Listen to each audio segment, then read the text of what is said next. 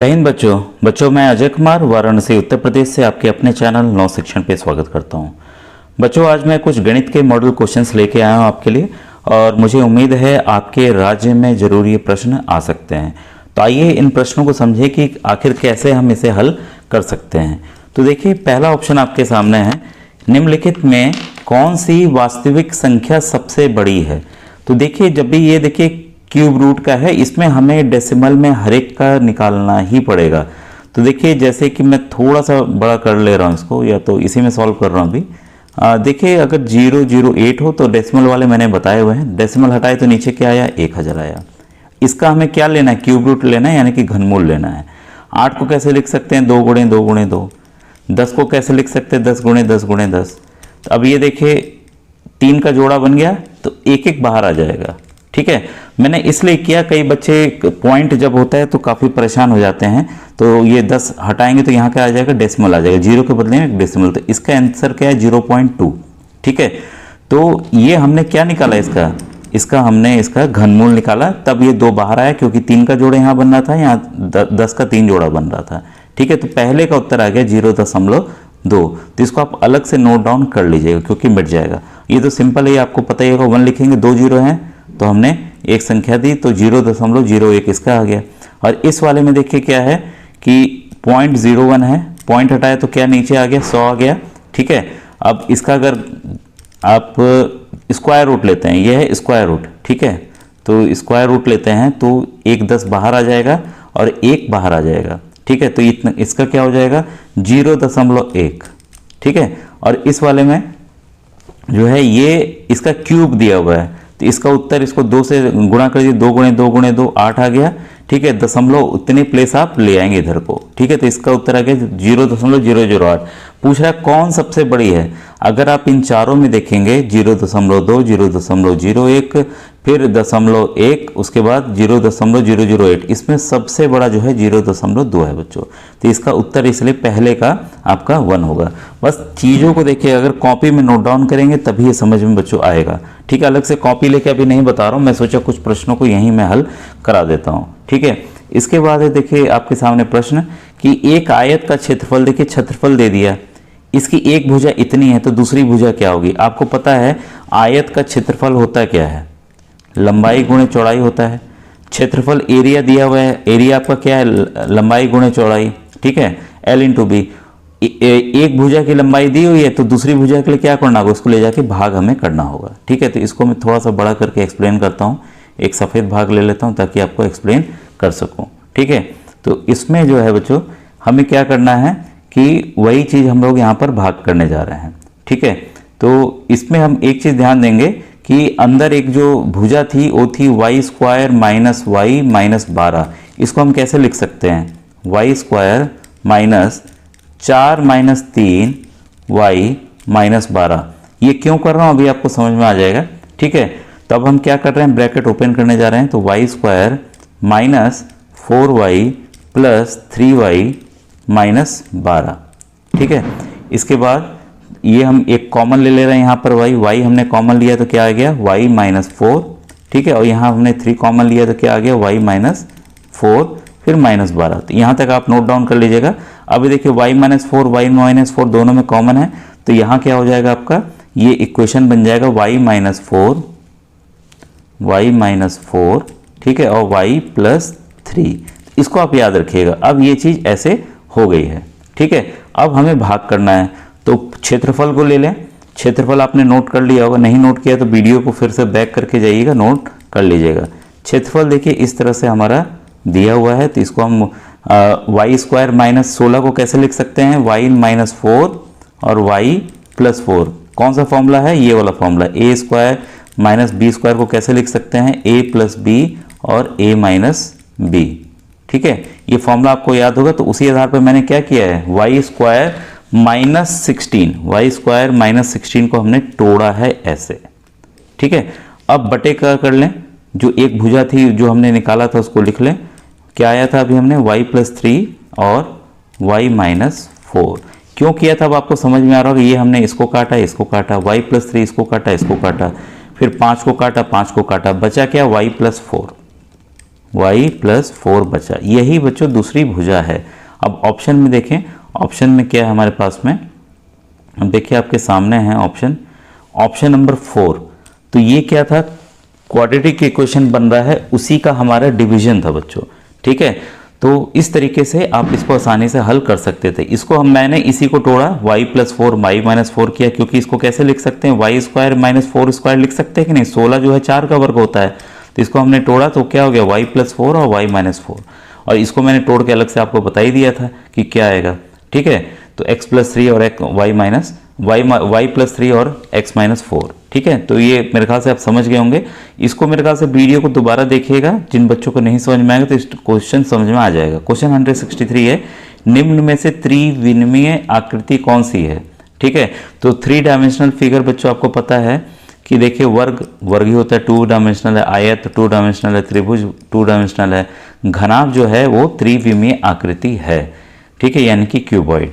इसके बाद है समीकरण को हल करना है। तो देखिए हल करने का वही तरीका है जो मैंने बताया है। तो इसको क्या करेंगे, आपस में हम क्या कर रहे हैं, इसको गुणा कर दे रहे हैं। तो ये ब्रैकेट खोल रहे हैं तो क्या हो जाएगा, 3x प्लस 9, ये हो जाएगा minus 2x, minus minus plus हो जाएगा प्लस 2।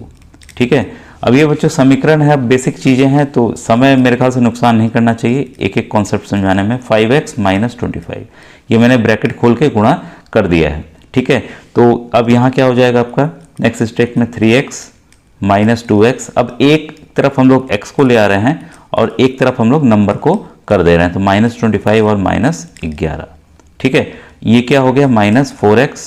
ठीक है, बराबर माइनस 36। अब x बराबर क्या होगा, x ही हमको चाहिए, x बराबर माइनस 36 बटे माइनस 4, माइनस 36 बटे माइनस 4, माइनस माइनस घट गया, ये हो गया आपका 9। तो x बराबर क्या आ गया आपका, 9 आ गया। तो इस तरह से ये बच्चों इसका ऑप्शन नंबर 2 सही है। ठीक है, क्वेश्चन 165 है, 48 मीटर भुजा तथा 50 मीटर विकर्ण वाले आयताकार भूखंड का क्षेत्रफल। अब क्या है, आयताकार है, विकर्ण दिया हुआ है 50। ठीक है, और कोई भी एक भुजा मान लीजिए 48 दी हुई है, तो इसका क्षेत्रफल पूछ रहा है। तो क्षेत्रफल के लिए हमें चौड़ाई चाहिए होगा। भाई चौड़ाई कैसे निकलेगा, ये कौन सा है, एक आपका राइट एंगल ट्रायंगल है, यानी कि समकोण त्रिभुज है। समकोण त्रिभुज में आपको पता होता है फॉर्मूला क्या होता है बच्चों, हाइपोटेन्यूज स्क्वायर, मतलब ये वाला hypotenuse square is equal to आपका लंब और आधार का स्क्वायर, मतलब base square plus perpendicular square. और परपेंडिकुलर अगर हमें ये p निकालना है तो क्या करना होगा, इसको ले जाके घटाना होगा, तो h square minus B square हमें करना होगा p स्क्वायर निकालने के लिए। p के लिए इसको क्या करना होगा, वर्गमूल में लेना होगा। ठीक है, तो ये हम ध्यान रखते हैं, तो इसको हम हल कर लेते हैं। तो 50 का स्क्वायर कर लें, भाई विकर्ण 50 दिया हुआ है। ठीक है, हाइपोटेन्यूज है भाई, और ये आपका ये दिया हुआ है आपका दूसरी भुजा जो है वो 48 दी हुई है। तो इसका हम वर्क कर लेते हैं डायरेक्ट, तो 2500 इसका 50 का हो गया और इसका हो गया आपका 48 का हो गया 2304। इसको माइनस करेंगे तो आएगा 196। ठीक है, तो अब हमें पता चल गया कि आधार ये परपेंडिकुलर जो स्क्वायर है वो कितना है आपका, वो है आपका 196। स्क्वायर हटाना है तो इसको वर्गमूल में ले लें, तो 14 गुणे 14 196 होता है। तो हमें लंब मिल गया, कितना हो गया 14। ठीक है, तो अब हमें भूखंड का क्षेत्रफल निकालना है। तो एक भुजा कितनी है, एक 48 है, और दूसरी कितनी हो गई, 14 हो गई। ठीक है, इसको गुणा कर दें, कितना आ गया 672। तो इसका जो आंसर है बच्चों इसलिए ऑप्शन नंबर 3 है। तो पाइथागोरस थ्योरम बच्चों अप्लाई करना है, पाइथागोरस जो ट्रिक होता है उसको अप्लाई करेंगे तो आ जाएगा। किसी दिए गए आंकड़े के लिए बारंबारता 5 को टैली चिन्ह में निरूपित करते हैं। बट ये बच्चों बारंबारता जो है बहुत ईजी है, अलग से मैंने टॉपिक पढ़ा है, वह तो प्लेलिस्ट में आपको देखना होगा जाकर। ठीक है, तो इसमें जो है ये देखिए ऐसा नहीं करना है, 5 डंडी आप लगातार नहीं खींच सकते, ये ध्यान रखिएगा। 4 डंडी हमें खींचनी है और ऐसे काट देना है। तो इसलिए बच्चों ये ऑप्शन नंबर 4 इसका जो है वो सही है। सिंपल क्वेश्चन है, बस आना चाहिए आपको। क्वेश्चन 167 है, एक बस 40 किलोमीटर प्रति घंटा की चाल से चलती है, t घंटे में बस द्वारा चली गई दूरी। तो बच्चों आपको पता है दूरी बराबर क्या होता है, दूरी पूछ रहा है डिस्टेंस। डिस्टेंस क्या होगी आपकी, चाल यानी कि स्पीड गुणे टाइम यानी कि समय। ठीक है, तो आप हिंदी इंग्लिश लिख लीजिएगा जिसमें भी लिखना हो। तो आपका क्या हो जाएगा, 40 गुणे टी, तो मतलब 40 टी। तो इस सिंपल क्वेश्चन था, फॉर्मूला बेस्ड था, ठीक है। तो इसका ऑप्शन नंबर तीसरा सही है, ठीक है। अब आइए क्वेश्चन नंबर 168। इसमें है बच्चों कि 4% वार्षिक साधारण ब्याज की दर से 2500 का 3 वर्ष का मिश्र धन क्या होगा, ठीक है। तो देखिए मूलधन कितना है यहाँ आपका 2500 है, दर कितना है आपका 4% है, समय कितना है आपका 3 वर्ष है, ठीक है। साधारण ब्याज का आपको फॉर्मूला पता है, सिंपल इंटरेस्ट का क्या होता है PRT/100। पी क्या है आपका मूलधन, ये दर है, ये समय है, ठीक है। तो हम इसको यहाँ पे पुट कर दे रहे हैं, तो 2500 गुणे दर 4 गुणे समय 3 वर्ष बटा 100, ये कट गया, गुणा कीजिए आपस में, गुणा करेंगे कितना आ जाएगा 300, ठीक है। तो ये आ गया आपका साधारण ब्याज। हमें क्या निकालना है, मिश्र धन क्या होगा। तो मिश्र धन बराबर क्या होता है, सिंपल फॉर्मूला है, मिश्र धन होता है बच्चों आपको पता है, मिश्र धन बराबर, या इसको इंग्लिश में कहेंगे अमाउंट, अमाउंट बराबर मूलधन प्रिंसिपल अमाउंट प्लस ब्याज यानी कि सिंपल इंटरेस्ट, ठीक है। तो मूलधन कितना है आपका 2500 और ब्याज अभी हमारा कितना निकला 300, जोड़ दीजिए कितना आ गया 2800, ठीक है। तो इसलिए इसका बच्चों ऑप्शन नंबर 1 सही है। थोड़ा मैं स्पीड चल रहा हूँ, मुझे लग रहा है आपको समझ में आ रहा होगा, ठीक है। और बच्चों अगर आपने व्हाट्सएप ग्रुप नहीं ज्वाइन किया है तो डिस्क्रिप्शन में लिंक है। और एक और रिक्वेस्ट है, ढेर सारे मैथ्स के और अन्य सब्जेक्ट्स के भी वीडियो मैंने बनाए हुए हैं, तो इसकी भी प्लेलिस्ट आपको वीडियो के डिस्क्रिप्शन में मिल जाएगी। बार बार देखिए बच्चों, अगर आप देखते होंगे कि अगर कमेंट करते हैं तो मैं बार बार आपको प्लेलिस्ट भेजता हूँ। उसके पीछे कारण क्या है कि कुछ ही बच्चे अभी पुरानी वीडियोस को देख रहे हैं। अगर मैं ग्रुप में कुछ पुरानी वीडियोस भेज दे रहा हूं तो आप उसको देख रहे हैं, आप उसको लाइक भी कर रहे हैं, पसंद भी कर रहे हैं, लेकिन बच्चों आप खुद से नहीं देख रहे हैं, क्योंकि वो वीडियोस बच्चों जो पुराने हैं, मैं बार बार कहूँगा और इम्पोर्टेंट है, क्योंकि वो प्रश्न आने की ज़्यादा संभावना है, ठीक है। लेटेस्ट पेपर से भी कुछ आ सकते हैं, तो उस पैटर्न को स्टडी कीजिए कि किस तरह के क्वेश्चंस बन सकते हैं। हमेशा पैटर्न को स्टडी जरूर करना चाहिए। और पुराने क्वेश्चंस बच्चों रिपीट हो ही रहे हैं, सामाजिक अध्ययन, विज्ञान हो गए, गणित में भी पुराने क्वेश्चंस रिपीट हो रहे हैं। क्वेश्चन 169 है आपके सामने, 60 और 80 के बीच सभी अभाज्य संख्याओं का योग है। तो ये बच्चों अभाज्य संख्या आपको पता होना चाहिए, 1 से 100 के बीच में मैंने कई बार बताया हुआ है नवोदय के भी वीडियोस में, 61, 67, 71, 73 और 79, ठीक है। इसको जोड़ दीजिए कितना आएगा 351। तो इसलिए इसका ऑप्शन नंबर बच्चों जो तीसरा है वो सही है। मैं बच्चों आपको होमवर्क दे रहा हूँ, इसको देख लीजिए आप, ठीक है। ये आप देख लीजिए और ये आपको सवाल करने हैं खुद से। अगर आता है तो अच्छी बात है, आप नहीं तो लिख दीजिएगा कि सर इसका आप वीडियो बना दीजिए, तो मैं वीडियो बना दूंगा। अब देखिए क्वेश्चन 172, 173 मैं नेक्स्ट वीडियो में बना दूंगा मैं इसको, ठीक है। लेकिन आप पहले खुद से हल करके देखिए और इसकी आंसर आप मुझे भेजिएगा। जो जो प्रश्न के आपको उत्तर आ रहे हैं उसका आप मुझे हल भरिएगा कि सर ये 177 का ये है, 178 का ये है, तो मुझे एक आइडिया लगेगा आपको कितना आ रहा है बच्चों, ठीक है। तो ये था बच्चों आज का video. Thank you very much.